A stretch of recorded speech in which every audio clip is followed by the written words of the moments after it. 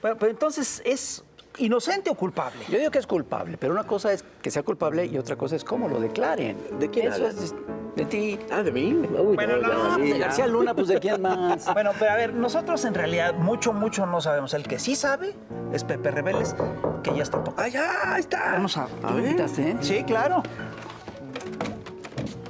Pepe Rebeles, José Rebeles. Usted, Muchísimo gusto estar aquí con ustedes. Bienvenido. Bienvenidísimo, Aquí estamos. maestro. Adelante. Por Muchas favor, gracias. Raúl. Adelante, Qué amable. candidate. Muchas Ya gracias. eres chamuco honorario. ¿Cómo no? Sí. ¿Cómo te va? La tercera ocasión que nos visitas, lo cual nos da muchísimo gusto. Pues encantado de estar con ustedes. Y es una ocasión especial por esto que está pasando. Hay que aclarar, yo creo, que hoy es viernes 17 de febrero. En estos momentos está el jurado, ¿no? En las deliberaciones. No sabemos qué va a pasar. Tal vez en unos cuantos días se sepa la solución de este juicio. ¿Tú cómo viste el juicio a García Luna? ¿Qué te pareció? Mucha gente se decepcionó. ¿Tú cómo lo viste? A mí me parece que dentro de todas las comparecencias de los testigos sí hubo datos duros, fuertes, apoyados en declaraciones, vamos a decirlo así, para respetar el hecho de que no están cruzando una información con documentos, ¿no? Pero eso es muy el estilo de los juicios que se hacen en Estados Unidos. Le dan mucha credibilidad a las declaraciones, a las palabras, ¿no? Entonces, creo que hubo declaraciones, empezaron a tambor batiente, ¿no? Porque claro. el grande, Sí, claro. Uf. Sergio Villarreal, dijo cosas muy fuertes. A mí me parece que de las más fuertes es que él pudo disfrazarse de agente federal. Ajá. Bueno, lo distinguía seguramente, para la captura del rey Zambada, ¿no? Y también presenció un supuesto secuestro de Arturo Beltrán contra García Luna, que en otras lo explicaremos más tarde tal vez, porque parece que fue un montaje de los que le acostumbra gustaban a García Luna, García ¿no? Luna. Y lo hizo para poder platicar a gusto con Arturo Beltrán, ¿no? Estamos hablando de un contexto del 2008, 19 de octubre de 2008, en donde ya los Beltrán habían roto con los de Sinaloa, con el Mayo, con el Chapo, con Esparragosa y Coronel, porque Coronel lo abaten hasta 2010, ¿no? Entonces, creo que sí aportó mucho.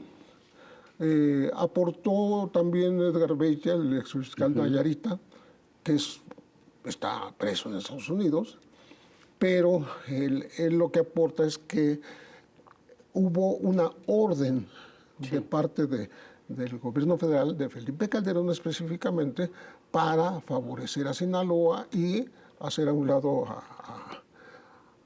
a los Beltrán, ¿no? Pero habla de cuando era gobernador Ney González, ¿no? Sí, claro. Y resulta que en la práctica el gobernador que sigue, que es Robert Sandoval, favorece a los Beltrán. Eso está en la acusación contra el general Cienfuegos. O sea, el H2 fue abatido y era gente de los Beltrán.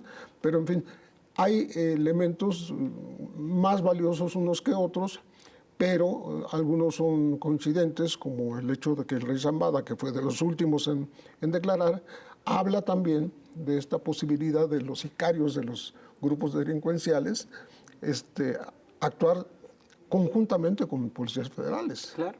en operativos contra el enemigo, ¿no? Y con armas oficiales y todo esto. Entonces, creo que en alguien como los jurados de Nueva York, que no son expertos, que no tienen toda la historia y todo el contexto, puede ser muy convincente. Estos testimonios de estos testigos son prueba, ¿no? Sí son una prueba, porque escuchamos que gente que decía, no, pero ¿cómo le creen a esta gente? Sí, es puro no hay pruebas de ello. Puro delincuente. Los etcétera, testimonios etcétera. se admiten como prueba, ¿no? Sí, se admiten como prueba, por un lado. Por otro lado, no exhibieron toda la documentación que tenían, hablando de 1 millón de páginas, ¿no? Exacto, del expediente. grabación. Hablan de videos y de intercepciones telefónicas que no escuchamos y que no sé si se vayan a tomar en cuenta. Pero para mí el hecho de haber acortado el juicio, a mí me envía el mensaje de que dijeron ya es bastante con esto. ¿Para qué le seguimos? ¿No? Vamos a reiterar cosas, ¿no? Otros lo interpretan como que vieron que no tenía resultados y ya para qué le seguían. Yo lo veo como una forma de decir ya acabamos, porque además vuelven a cerrar fuerte. Estaba en secreto el nombre del último testigo, ¿no? Y que fue el rey Zambada, que para mi gusto yo hubiera preferido a la Barbie. ¿Por qué? Porque la Barbie era un agente doble, agente de la DEA y agente mexicano. Es capturado en un montaje también por la Marquesa el 30 de agosto del 2010, con un disque convoy que nunca existió, él mismo lo dice. Él habla, algo muy importante que no salió en el juicio, de cómo el general Mario Arturo Acosta Chaparro, un represor por excelencia en este país, salió de la cárcel con un amparo porque había sido acusado en un juicio castrense en el campo militar número 1 de proteger junto con el general Humberto Quirós Hermosillo. Él murió en la cárcel, Quirós, pero Acosta Chaparro sale libre y va de la cárcel militar a Los Pinos. O sea, se emplea con Calderón, ¿sí? Y le sirve de intermediario, yo digo de embajador plenipotenciario, con los capos del narcotráfico, con todos. Con el Chapo, con el Mayo, con el Z40, etcétera, etcétera. Y ese trabajo lo describe la Barbie, lo conoce, porque él estuvo en esas reuniones. Wow. En el 2011, si mal no recuerdo, una agencia internacional, la Stratford, dice, lo que está haciendo el gobierno mexicano no es combatir a todos los cárteles. Está básicamente combatiendo a prácticamente todos, pero está dejando avanzar a uno, que es el cártel de Sinaloa. Que eso es además lo que decía la voz del pueblo, es lo que decía todo el mundo. Era la evidencia empírica que teníamos todos. Es lo que los hechos demostraban. Pero, sí, es lo que los hechos demostraban. Pero este juicio, todo lo que ha relatado, coincide además con esta lógica, con esta acusación. Es decir, no solamente los testimonios del juicio coinciden entre sí y refuerzan un relato, sino que refuerzan el relato que todos en México sabíamos. Sí, vuelve a estar vigente un grupo de periodistas, investigadores y también mandos policiales como Javier Herrera Valles, ¿no? Que dan esta versión desde aquella época, ¿no? Sí, claro. O que dimos a esa versión, porque yo me incluyo. En el libro El Cártel Incómodo yo hablo de cómo se favorece a Sinaloa, ¿no? Entonces, sí, creo que viéndolo en contexto, sí fue un juicio fuerte. Yo lo veo con muchas evidencias, pero hay gente que considera lo contrario, que son puros delincuentes que están tratando de obtener beneficios, reducción de penas, etcétera, y para eso se prestan, ¿no? Que es el discurso de la defensa. Exacto. Sí, la defensa es lo que dice, ¿no? Y al mismo tiempo, pues no aporta ninguna documentación, nada más pone una testigo que resulta ser la esposa de García Luna. Pues y que te explica que todo fue porque ella trabajaba en Avon o en abonos y que conseguía préstamos del banco. La riqueza, La tanda. la riqueza de García Luna, que es de veras es de 450... 700. Perdón, 746, algo así, ¿no? 15 mil millones de pesos. Sí. Así es. Pero esa riqueza se explica por préstamos el banco y por operaciones de compraventa.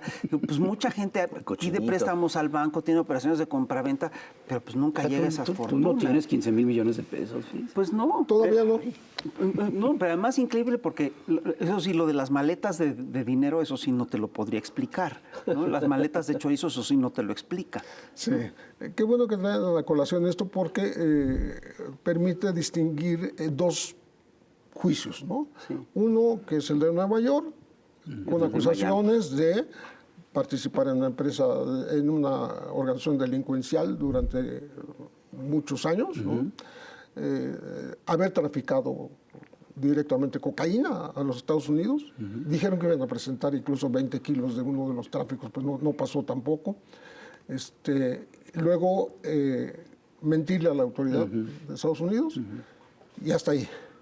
Pero México tiene un juicio contra García Luna en otro lugar en Miami, en donde está el contenido de esta cantidad fabulosa de 735 millones de dólares que quiere que Estados Unidos le devuelva a México. Porque pues, es producto de un esquema de corrupción que armó durante años, según dice Pablo Gómez de la Unión de Inteligencia Financiera, y que pues, le corresponden a México. Vamos a ver si Estados Unidos los quiere ceder. Pero ahí está concentrada la imputación de haberse enriquecido de esta manera brutal, ¿no? Dentro del gobierno y habiendo salido del gobierno, claro. a través de empresas, fideicomisos, contratos, etcétera. Que ese es otro punto de este juicio, que no se permitió ver lo que pasó después de 2012 con García Luna. Pero tenemos que votar a favor de un corte comercial, no sin antes ver a Cinema Averno. Cinema Averno. Averno, y regresamos. No se vaya, por favor. No te vayas.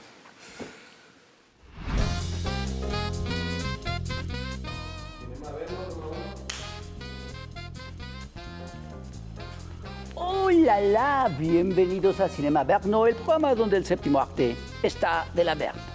Y estamos muy cerca de celebrar una nueva emisión de la 95 entrega de los premios de la Academia a lo mejor del arte cinematográfico, los Oscars. Así que aquí, en Cinema Averno, echaremos un vistazo a las películas que contendrán por llevarse la estatuilla y también por ganar un Oscar. ¿Están listos? ¡Corre, cámara! ¡Acción! La película que ha acaparado la atención del crítico y de la pública, y también viceversa, es Todas las mañaneras, en todas partes, al mismo tiempo. Esta película del director oriental, específicamente del suroriente de México, AMLO, es una comedia dramática de acción y ciencia ficción. La cinta presenta varios universos alternos en los cuales se suceden los eventos más absurdos y hasta contradictorios. En algunos, la oposición asegura que el país está en llamas y el presidente totalmente acabado. Y en otro universo, el mismo mandatario goza de tanta popularidad que incluso buscan exterminar a su alter ego, el AMLito. No se la pierda todas las mañanas. En segundo lugar tenemos Pinochos. Esta enésima versión del muñeco mentiroso es ahora personificada por varios muñecos mentirosos, como 8, todos a la orden de Gepetto X. Otra película que nos tiene al filo de la butaca es La ballena. Sin darse cuenta, un humilde ingeniero ha acumulado a lo largo de 3 sexenios una cantidad impresionante de peso. Quiero decir, de pesos. Esta riqueza mórbida se ve amenazada por un juicio en Nueva York que lo obliga a tratar de recuperar la relación que tiene con su padre, que ahora reniega de él. Un melodrama millonario. Otra cinta que busca llevarse todos los premios es Sin novedad en el frente, opositor. Varios soldados liderados por un valiente activista deciden alistarse repletos de patriotismo y un chingo de medios de comunicación para pelear en todas las trincheras posibles. Pero por más que lo intentan, siguen perdiendo todas las encuestas y siempre se quedan sin novedad en el frente. No se pierdan estas producciones y hagan sus apuestas para ver qué qué películas resultan ganadoras. Eso fue todo por hoy en Cinema Averno. Y recuerden que el cine se ve mejor sin teléfonos celulares. ¡Corte!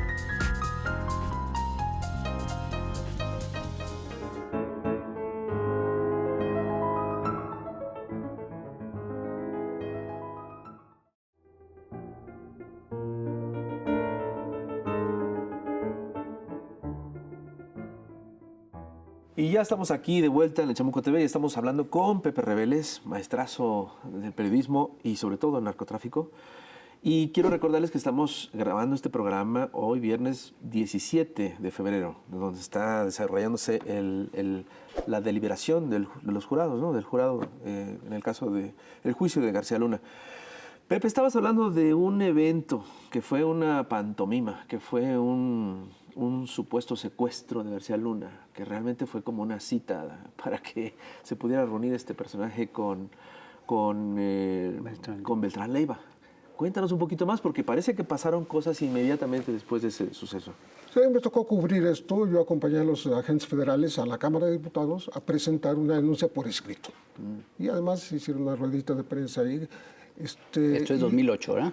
Estamos hablando del 19 de octubre de 2008, cuando ocurren las cosas. En una carretera de Cuernavaca a Tepoztlán, en Morelos, paran al convoy en el que va García Luna con un poquito más de 20 agentes, escoltas. Sí. Por cierto, el capítulo se llama El tamaño del miedo.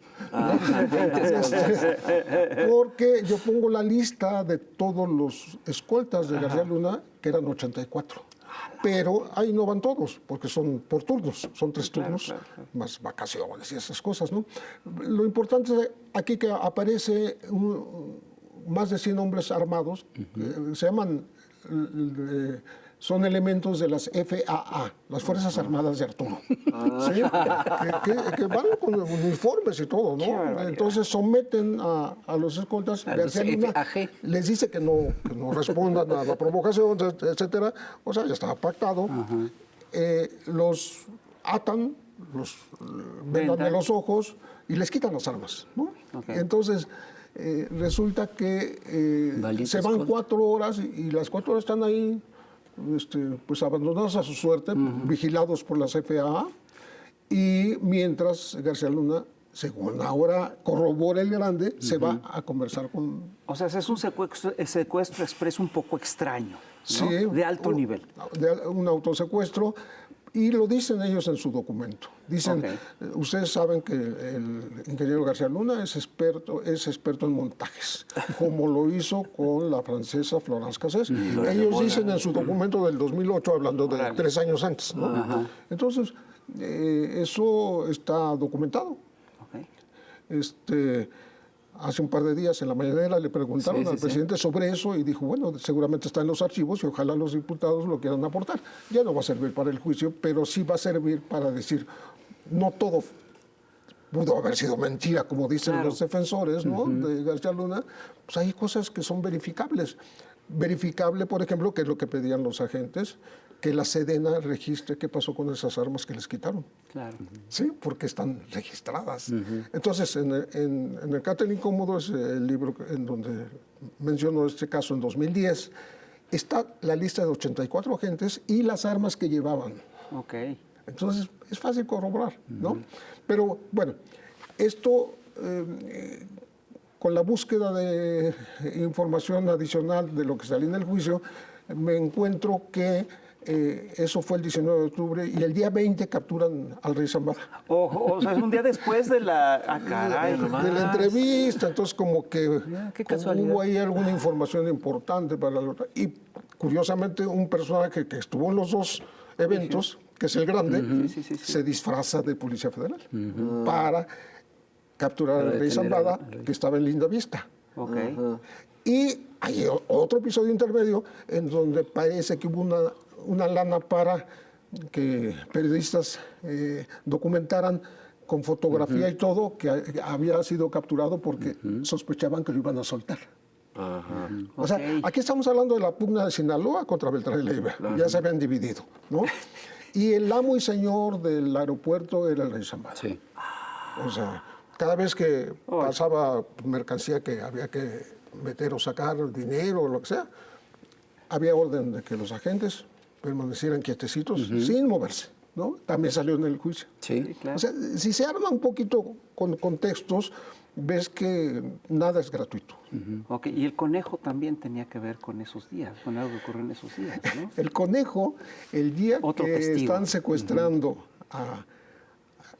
falsamente a García Luna, él está siendo buscado en su mansión del Desierto de los Leones. Harold Mauricio Poveda, alias el Conejo, colombiano, de 37 años en esa época, y lo deja ir el jefe del operativo, que era Gerardo Garay Cadena, hombre muy pegado a García Luna.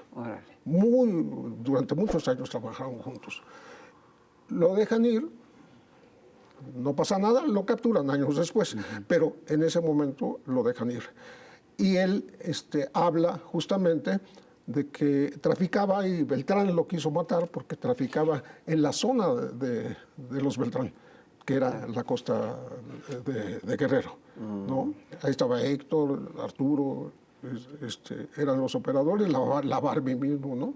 Entonces, el Conejo, ya como testigo, no dijo algo que yo sé, que él traficaba con, la DEA traficaba con él, lo usaba como dedo, contratando entregas de cocaína, que las cargaba a aviones de la DEA y depositaban el dinero en bancos de Estados Unidos. Eso ocurrió desde 2007. Lo que confiesa en el juicio es que él traficó 1 billón de kilos de cocaína, o sea, 1,000 toneladas, y casi todo para los Beltrán Leiva. Estamos hablando que primero lo amenazó por estar traficando en su zona y después se hicieron muy amigos y dice, bueno, era como mi papá, yo le decía el tío, porque era muy joven, 37 años.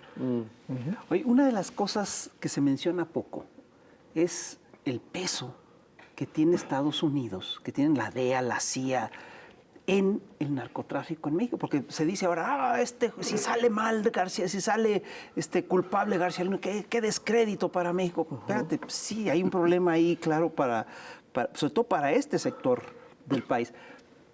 Pero Estados Unidos estaba metido hasta de lleno.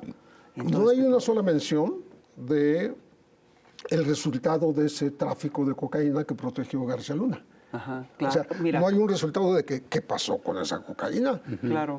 Todo el problema acaba en la frontera. Sí, se acaba del Río Bravo para abajo. Sí, ahí se investiga. De ahí para arriba no. A veces la gente, los analistas bromean y dicen, bueno, es que llega la droga de la frontera y ya solita se distribuye, ¿no? Sí, claro. Sí, entonces, yo creo que eso ni siquiera se mencionó en el juicio, ¿no? Claro. No apareció ningún gringo, capo, medio capo, o como se llame, infiltrado, ni uno, ¿no? ¿Y dónde se queda el grueso de esa lana? Allá mismo. Pues sí, Sí. imagínate.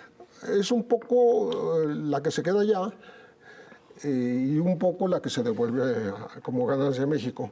Por eso el gobierno mexicano, pues, todos los gobiernos de todos los colores, le han dicho a Estados Unidos, ok, vamos a intentar frenar el tráfico, ¿no? Pero ustedes detengan el tráfico de Estados Unidos a México de armas y dinero. Claro. ¿Sí? Así es, toda la vida.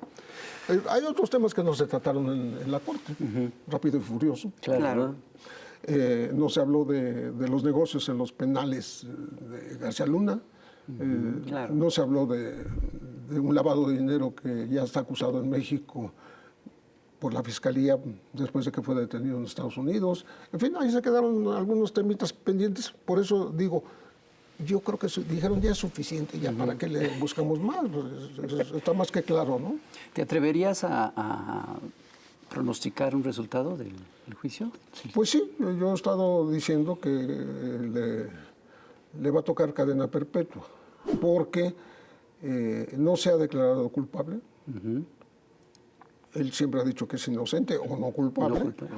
Y No eso, es lo mismo, ¿no? Decir inocente que decir no culpable.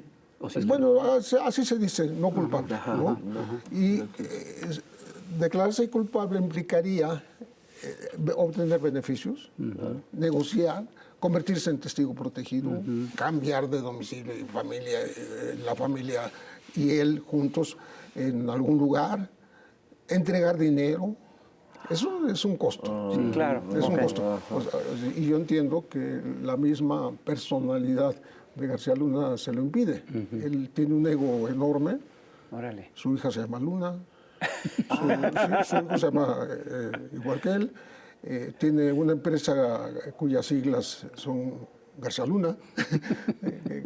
Entonces, creo que no le va a permitir esa personalidad allanarse Claro. y decir, bueno, aquí estoy a disposición de la autoridad de Estados Unidos. Él puede negociar en cualquier momento, ahorita, mañana, cuando se emita la sentencia. Cuando esté ya en la cárcel, también puede negociar. ¿Ah, sí? Sí, sí se puede, porque la Entonces, ¿tú sentencia... crees que va a ser culpable y cadena perpetua? Es cadena perpetua, tu pronóstico. que se puede, negociable, e incluso cuando esté en la cárcel. Claro. Ha ocurrido, gente que ya está en la cárcel, De se repente. negocia y se le permite una reducción. Pasó con otro mexicano, Damaso López Núñez, un lugarteniente del Chapo, que lo ayudó a escaparse de la prisión de Puente Grande. Y ya estamos de vuelta aquí en el Chamuco TV, estamos en el Plus de YouTube y estamos platicando con Pepe Rebeles sobre el juicio de García Luna. Hay que recordar que estamos grabando este programa hoy viernes 17 de febrero y se está deliberando el veredicto del jurado. No sabemos qué va a pasar. No sabemos qué va a pasar, ¿no? Tu pronóstico yo creo que lo compartimos, pero pues quién sabe, porque la justicia estadounidense es muy extraña. Y precisamente sobre eso nos salta la duda de que por qué no se mencionó pues algunas pruebas que se prometieron y algunas cosas que todo el mundo sabe, como lo de la participación de la DEA, lo de Rápido y Furioso. ¿Por qué crees que no se mencionó todo esto? Bueno, lo de Rápido y Furioso no estaba incluido originalmente en el juicio.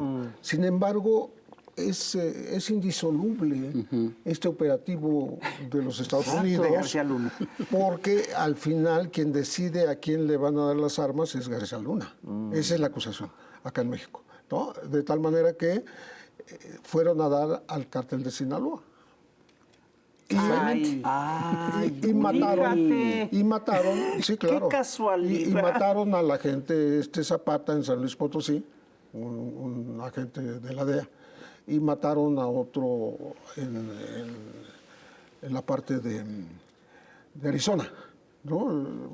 Por lo menos que se sepan dos muertes por esas armas.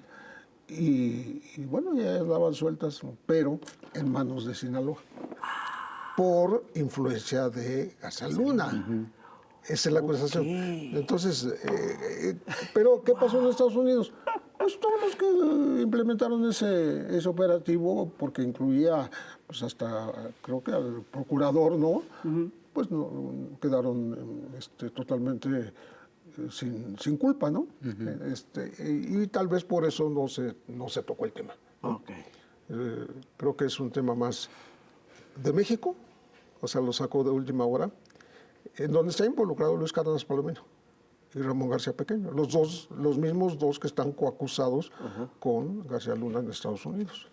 O sea, Estados Unidos lo que estaría, es decir, la fiscalía estaría cuidando, entre otras cosas, no meter a las agencias de Estados Unidos en el juicio, es decir, estaría cuidándole las espaldas a la CIA, a la ATF, a la DEA, etcétera, ¿no? Es decir, eso es una de las cosas que explicarían que no metieran a los 75 testigos que ofrecieron, que solo metieran a 25 y que no sacaran las otras pruebas.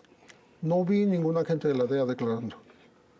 Okay. No, me parece que faltó el elemento investigador que llevó a la detención de García Luna. Claro. O sea, ¿por qué lo detienen? Porque había un expediente largo, un historial de presuntos delitos que le venían siguiendo por lo menos 10 años antes, eso es lo que dicen. Pero ¿por qué no salió a relucir el meollo de la investigación? Y luego se les descompone la grabadora y no pueden grabar su declaración. No se puede grabar. Sí, entonces creo yo que dejó mucho que desear el juicio, pero fue una decisión de ellos y yo la interpreto como una decisión de que ya es suficiente. Pero las cosas que salieron a relucir, yo creo que son piezas son las piezas correctas que se unen a todo este rompecabezas que se estuvo investigando desde hace muchos años por periodistas mexicanos, tú entre ellos, y que todo realmente encaja perfectamente en estas piezas, ¿no? Y sí cuentan esta historia que sí nos permite decir, creo yo, con bastante seguridad, que García Luna y el gobierno de Calderón protegían a un cártel, ¿no es cierto? Sí, yo lo O sea, siento ¿esto así. está fuera de toda duda? Yo lo siento así porque desde muy temprano una periodista, Anabel Hernández, estuvo investigando la riqueza de García Luna. O sea, ella se percató que era una persona que se estaba enriqueciendo desde el poder. Y también las implicaciones que tenía por la protección a los grupos criminales, ¿no? Entonces, si si vemos la estadística, pero además las publicaciones en su época, las declaraciones de alguien como Edgardo Buscaglia, experto en estos temas, hablan justamente de la predilección por Sinaloa o la poca persecución a Sinaloa. Claro. ¿Sí? Bueno, de hecho llega Vicente Fox y ¿cuándo se escapa el Chapo de la cárcel? No, pues a los 50 días de estar Pues Fox imagínate, en el gobierno. En el gobierno, sí. Y bueno, ahí hay muchas cosas no aclaradas, porque se habló del dinero que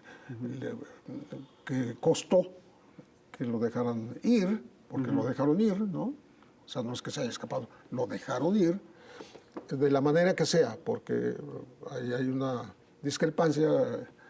Hay la versión oficial, que es la de un guardia mil usos, el Chito, que pues entra a visaría del penal con comida, con lo que fuera. Entonces él podía entrar con su propio carro, y ese carro se lo compró el Chapo para meterlo ahí en la cajuela y sacarlo. Esa es la versión oficial. Ajá. Y dónde recibió el dinero, cuánta lana fue en dólares, etcétera, etcétera. No era mucho dinero, pero bueno, eso era para comprar el auto y no sé cuál fue el pago. Pero Anabel, por ejemplo, dice que salió el Chapo uniformado. Sí, disfrazado. Hasta salió Después una serie. de un Ajá. operativo, un falso operativo, muy oportuno, para sacarlo disfrazado de Agente federal, de la AFI, ¿no? un uniforme chiquito. Ya. Sí, exacto. Al Chapo. No, son cosas que sí se han estado documentando desde hace mucho tiempo. La propia Anabel pues, fue amenazada de muerte por este hombre, ¿no? Javier Herrera fue encarcelado por haber denunciado a García Luna y sus operativos ahí. El general Ángeles de Aguajare. O sea, más el general Ángeles de Aguajare, pero el más evidente es Javier, porque él entregó escrito de denuncia al presidente Calderón en 2 ocasiones, Y acto en seguido, 2008. va a la cárcel el denunciante. Y fue a la cárcel. No digan que no se hizo nada. Estuvo 4 años en prisión, casi 4 años. Y curiosamente su caso ya está tomado por la Comisión Interamericana de Derechos Humanos. Hay una regla que dice que tú no puedes hacer una denuncia internacional en la comisión, ¿no? Cuando no has agotado todos los recursos, ¿no? Javier no los ha podido agotar porque no caminan. Entonces dice la comisión, inteligentemente y justamente, es que podemos esperar 30 años y no va a pasar nada. Pues sí. Entonces nosotros sí admitimos la queja. Mira, perfecto. Entonces ya México está siendo investigado porque no hacen las cosas, ¿no?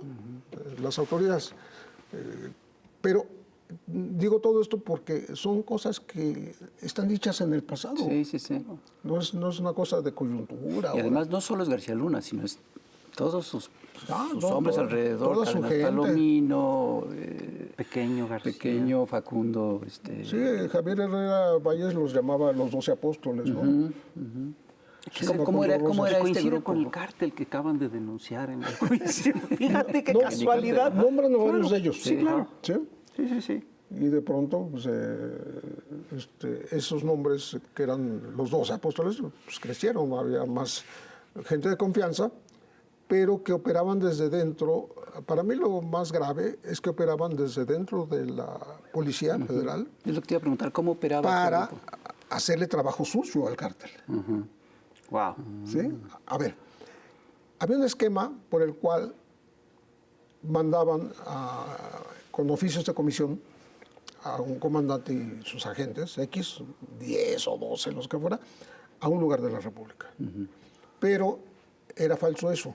No iban, por decir algo, a Guadalajara, como decía el oficio de comisión, no, iban a Colima, que está cerquita. ¿Iban a Colima a qué? Pues a hacerle trabajo a Sinaloa. O sea, hablo de trabajo. Qué barbaridad. Secuestro, muerte, tráfico, paso de droga, etcétera, etcétera, etcétera.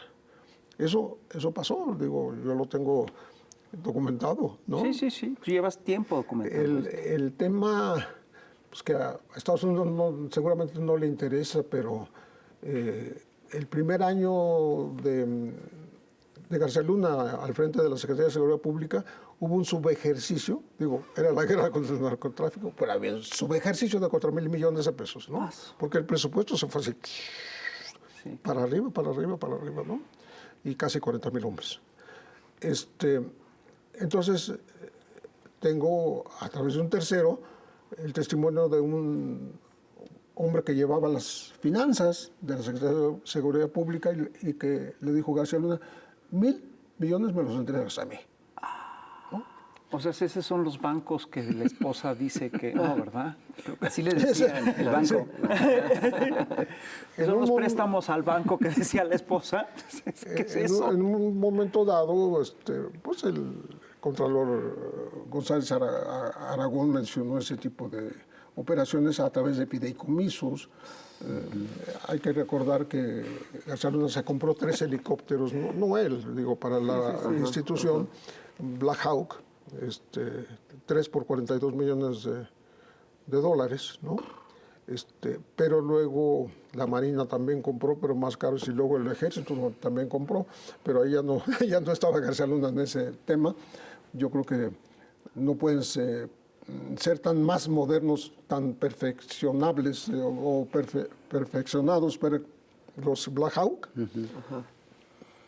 para costar el doble y luego casi el triple, ¿no? Qué barbaridad. Pero bueno, eso está documentado, está en numeritos en la auditoría. Entonces, sí gozaba de hombres, viáticos, dinero a raudales, porque se lo daba el presupuesto, ¿no? Y hacía lo que se le antojaba, sin supervisión. Pero aquí lo que es impresionante es que esta estrategia, digamos, de proteger a un cártel, nos sumió en una espiral de violencia que ha costado dolor, sangre, muerte, tristeza durante décadas. Y lo que lo echó a andar al final de cuentas es dinero, la ansiedad del dinero, pero también una estrategia de conservar el poder, ¿no? Sí, y consolidarse en el poder. Desde que ingresó Calderón y declaró la guerra contra el narcotráfico, a unos días de haber tomado posesión, se interpreta como una forma de él afianzarse en un poder espurio, o sea, obtenido con ese rango, ese porcentaje de votación mini, ¿no?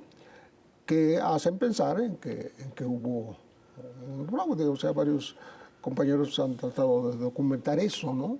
Como de última hora quiso negociar con el Bester, quisieron negociar con Peña Nieto, hablando de Peña Nieto, gobernador del Estado de México. Y cómo eso ayudó a frenar al Andrés Manuel López Obrador en esa época, ¿no? Wow. Oye, Pepe, hay un personaje, una personaja muy cercana a García Luna y a este grupo, Cárdenas Palomino y demás, que es Miranda de Wallace, Isabel Miranda de Wallace, que ahora pues está muy cercana, por lo que sabemos, a la Suprema Corte de Justicia. Este personaje, ¿qué papel jugó con García Luna? Nunca fue muy evidente ese apoyo, pero sí fue evidente que la señora Wallace apoyó todo lo que hacía García Luna.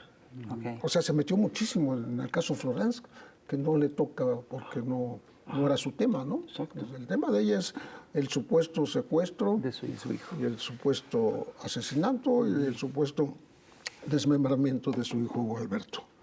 Pero en el curso de los años, varios que hemos estado investigando, pues descubrimos que hay varias actas de nacimiento, cambios de nombre, vigencia de la CURP 5 años después de presuntamente liquidado, no hay una prueba física en el departamento donde dicen que fue asesinado, una gotita de sangre que resultó de mujer. ADN femenino, un pelo en el lavabo también, en el céspol, también de ADN de mujer, y una autopsia sacada más de 8 años después, 8 años y medio después, con la descripción de las causas de la muerte de un cadáver que no está. Sí, Pues una autopsia sí, o sea, es una hecha autopsia sin sobre cuerpo. una fotografía. Una fotografía que algunos dicen de que sí, es Hugo Alberto, son unos tatuajes y todo lo más, pero había estado vivo en ese momento que tomaron la fotografía, Ok. ¿no? Entonces, las evidencias científicas no permiten ni siquiera concluir que estuvo en ese departamento, para decirlo de otra manera, ¿no? Entonces, para hacerse más influyente, como estás mencionando ahora, su cuñado, casado con su hermana Magdalena, está como secretario de Estudio y Cuenta de la ministra Norma Piña, y ya está saliendo en redes todo ese asunto. Fue el que hizo la denuncia al día siguiente en la delegación Benito Juárez del secuestro de Gualberto, no el secuestro, ahí la denuncia es la desaparición. Ok. Pero esa denuncia también se hace en la PGR, o sea, se hace simultánea. Y ahí la evidencia que yo tuve en unas pequeñas hojitas que hizo la Procuraduría del Distrito Federal en aquella época, en donde dice que a las 3 de la mañana llama desde de la PGR el fiscal antisecuestros a la delegación Benito Juárez, o sea, para pedirle la información. Una mezcla de asunto federal y asunto local, como para amarrar, ¿no? Pero, desgraciadamente, para su caso, no hay, a mi modo de ver, y conozco muy bien el expediente, ninguna evidencia física, biológica, de que hubiese ocurrido lo que dice que ocurrió. Qué fuerte. Y hay gente en la cárcel por todo esto. Sin sentencia 2 y 4 sentenciados desde hace 17 años. Pero hay testimonios de que la propia Miranda de Wallace dirigía operativos. Ah, no, bueno, hay testimonios de tortura de Jacobo Tagle, de los hermanos Castillo. Los hermanos Castillo, uno de ellos vio a la señora cuando le estaban torturando allá en la cárcel de Puente Grande. Jacobo también ya declaró. Freire también, después de sentenciado, ha dicho que fue objeto de terribles torturas, ¿no? Eso es obvio. El caso de Juana Hilda González Lomelí llegó hasta la corte y está ahí pendiente de resolución porque todo lo que ella declaró cuando la sacaron de la casa de arraigo y la llevaron a la PGR, todo eso es el núcleo de la verdad que dice defender la señora Wallace. O sea, lo que dijo Juana Hilda está acorde con la narrativa de la señora Wallace, ¿no? Entonces, pues es muy importante esta mujer. Y la Corte estaría por liberarla, o sea, había esa posibilidad. Pero antes de que eso ocurra, quienes estaban encargados de hacer el trabajo, que eran Etsaí Sandoval, ya salió. Sí, Su principal asesor ya salió. Y son los que denuncian este poder, esta influencia terrible en el Poder Judicial de parte de la señora Wallace, que como sabemos todos, pues fue aspirante a gobernar la Ciudad de México por parte de Acción Nacional, muy cercana a Felipe Calderón. A Calderón. Y a Genaro García Luna. Oye, en este juicio salió a relucir, regresando al juicio de García Luna, salió a relucir el nombre de Felipe Calderón, además con un testimonio muy duro, ¿no? muy impactante, en el cual Calderón le habría ordenado a un gobernador que apoyara al cártel de Sinaloa, el gobernador de Nayarit. Pero también ha salido a relucir de manera directa y sobre todo indirecta otro personaje que es Vicente Fox, ¿no? Que ahorita está como de muy bajo perfil, pero que también jugó un papel importantísimo en la carrera de Genaro García Luna. ¿Qué tanto peso tiene Fox en todo este proceso? Bueno, García Luna empieza a ser un personaje importante con Fox. Así es. Justamente, ¿no? Él venía del CISEN estuvo en la Secretaría de Seguridad Pública cuando Gers Manero, el primer secretario de Seguridad Pública Federal, se llama Alejandro Gers Manero. Y él consignó a varios funcionarios, Wilfrido Robledo y García Luna entre ellos, por compra irregular de vehículos, de blindados, algo que tiene que ver con compras, ¿no? Y a García Luna lo acusaron de desviar o no dar cuentas de 40 millones de pesos en aquella época, que era para testigos protegidos. Todos fueron enjuiciados, eran 19. Y al final, el que sale libre de polvo y paja se llama Genaro García Luna. A Wilfrido Robledo lo inhabilitan 10 años, ¿no? Pero lo rescata el Estado de México después. Pero a lo que voy es que ya estaban siendo señalados, ¿no? Claro. Y yo creo que en este momento, si García Luna tuviera algo que ver ahora en algún juicio que México le esté haciendo, pues Gers Manero va a ser muy importante porque lo odian, ¿no? No se pueden ver. O sea, lo consignó y no pasó nada. No pasó nada. Entonces, lo burló, pues, vamos a decirlo de esa manera. Entonces, con Fox funda la AFI, la Agencia Federal de Investigación.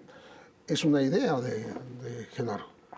Él la propone, él la hace y él la deshace también, porque la desaparecen. La desaparecen al final del...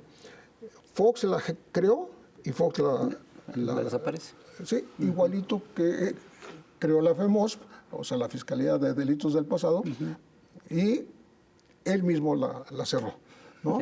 O sea, había esa dualidad de actuación de Vicente. Sí es mencionado, no Vicente Fox, pero sí es mencionado un supuesto soborno o entrega de $7 millones a Regino, que era el...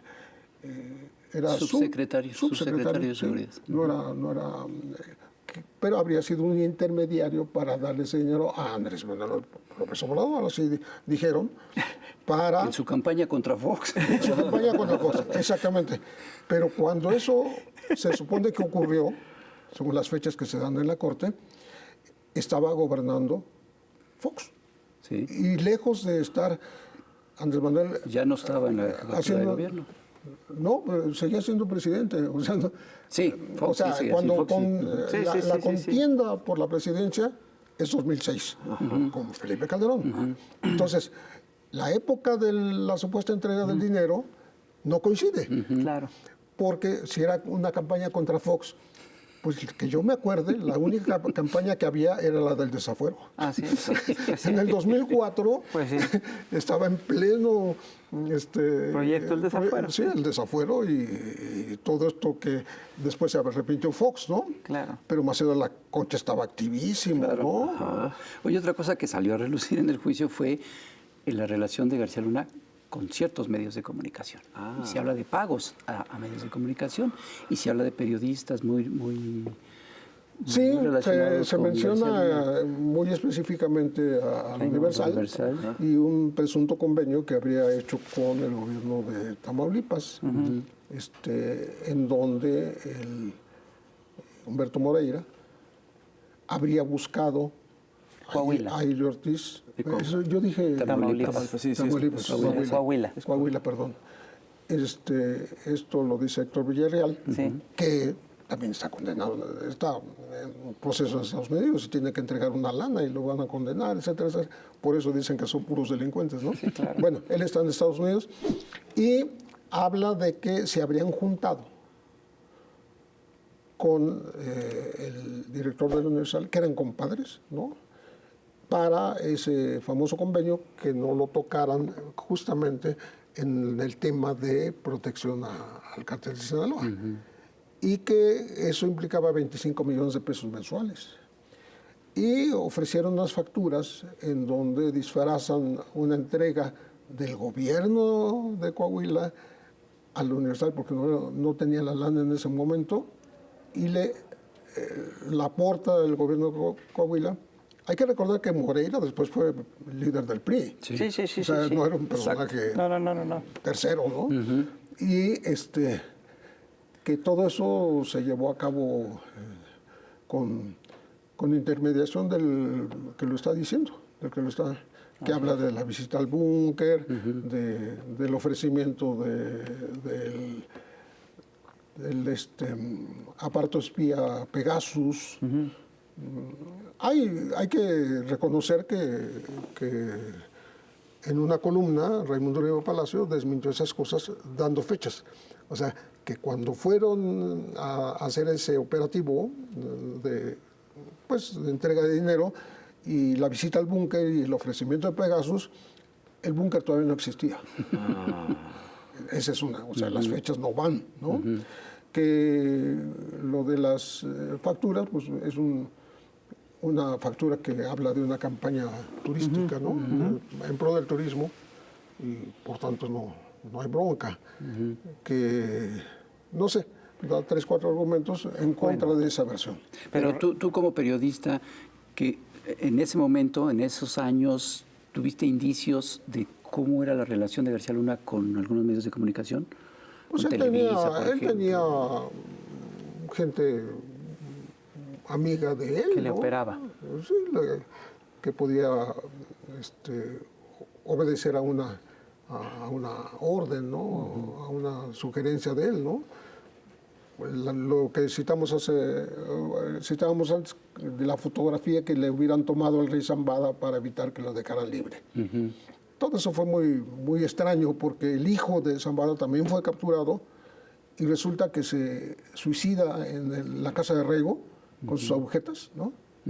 Y dicen que está vivo, que está de testigo protegido en Estados Unidos. O sea, todo fue muy, muy manejado, ¿no?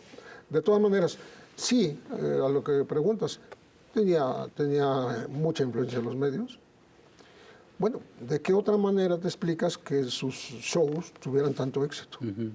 Porque si convocaba en la madrugada a las televisoras, iban, que fue lo que pasó en el Rancho de las Chinitas, según las declaraciones oficiales de Pablo Reina.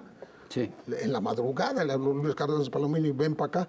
Pues eso es tener a la gente a tus órdenes. Sí, con Televisa había un claro, hasta se hizo un programa especialmente a eso para vamos, o sea, había dinero de por medio, ¿no? No estamos diciendo que le regalara el dinero así, pero sí hicieron el famoso el equipo, infocomercial, dijo,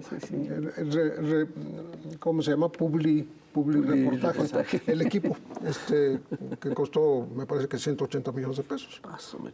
Y se hizo en instalaciones de la Policía Federal, se hizo con extras uniformados, la Policía Federal. Wow. O sea, hasta los recursos humanos se aportaron. Había esa alianza entre los medios, los empresarios de los medios y García Luna, por supuesto que sí. Wow. Pues es muy impresionante. Es decir, lo que sí, a mí sí me impresiona, al final de cuentas, es lo que nos ha costado esta estrategia, esta frivolidad, esta ansia de dinero. Y el problema es, bueno, ¿qué vamos a hacer para enterrar ese pasado, ¿no? Yo creo que también parte de eso tendría que ser, entre otras cosas, ver qué papel jugó Estados Unidos en esta historia, ¿no? Que es muy importante. Te pongo un ejemplo en el búnker del edificio que estaba en Moneda, ¿no? Que por cierto dicen que lo compró Margolis, le ayudó a comprarlo a García Luna, muy barato, ¿no? No sé si hubo un negocio ahí, pero ahí había oficinas con letrero. Estaba la DEA, estaba la CIA, estaba la Interpol, o sea, tenían oficinas dentro del búnker. ¿De qué estamos hablando? Claro. De que había una cobertura formal e incluso importante internacional para todas las tropelías que podían hacer. Claro. Ahí se manejaban los secuestros. Yo digo que casi en la mesa decían, a ver, esta banda me la pones acá, me la colocas, ¿no? Y de esa manera hay muchos inocentes en la cárcel, culpados de secuestros que existieron los secuestros, pero que no fueron los autores ellos, ¿no? Y les dan nombre, ¿no? Como la banda de los Zodíacos. La banda de los Zodíacos no existe. Claro. Nunca existió. El de inventar. Y lo demuestra muy bien Emanuel Stills en su libro El teatro del engaño, Claro. con pelos y señales, ¿no? Wow. Entonces, bueno, tú tienes esa capacidad de operación. Claro. Hace lo que quieres. Una de las cosas que se supone que ocurren en las guerras contra la droga, cuando hay este tipo de intervenciones, es que lo que se negocia, entre otras cosas, son las rutas del dinero y de la droga. En estas oficinas, en este esquema que tú nos estás planteando, ahí es donde se pude establecer esa ruta. Sí, claro, lo hemos dicho, me parece que en este mismo programa alguna vez dijimos que DEA, la letra A, es administration. Sí, claro, no agency. Ellos administran el flujo de drogas, los precios de droga y hasta los países que los producen. Yo tengo el dato preciso de la heroína que creció de manera exponencial en Guerrero. Sí, ¿no? claro, en tiempos de... Mientras que Colombia, de las 30,000 hectáreas que tenía, ya no tiene ni 1,5. Y México creció hasta casi 50,000. Y es más impresionante en Afganistán. Claro. Estados Unidos se mete a Afganistán cuando no había, es decir, cuando interviene Estados Unidos en Afganistán no se producía prácticamente heroína y de repente es el principal producto de México es el exportación. segundo en el mundo, Sí. con mucho, muy lejos de Afganistán. Pero a lo que voy es que, como es un negocio, y los negocios, los traslados, el comercio implica gastos, pues prefieren la droga puesta en la frontera que en Colombia o en Afganistán. Claro. ¿Quién lo decide? Pues, Sí. Y no Nadie se, lo van a, explica, pero- no se van a juzgar a ellos mismos, ¿verdad? Estados No, Unidos se va a juzgar y condenar a sí mismo. Y porque pues, es lo que les conviene para alimentar un mercado que ahí está. Ellos no pueden acabar, le están exigiendo a México que acabe con la exportación de fentanilo. Pues sí, Pero ¿y ellos qué onda? pues sí. Es una droga muy, muy peligrosa, muy adictiva y mortal. Terrible. ¿no? Sí, pero además, perdón, es decir, esto lo puede hacer Estados Unidos, entre otras cosas, por dos razones, básicamente. Una, porque es el primer consumidor de drogas del planeta, Por y la supuesto. segunda, porque es el que controla el planeta, ¿no? Es el policía del planeta. Entonces, cuando tú dices, no, México son este país de narcotraficantes y todo eso, espérate.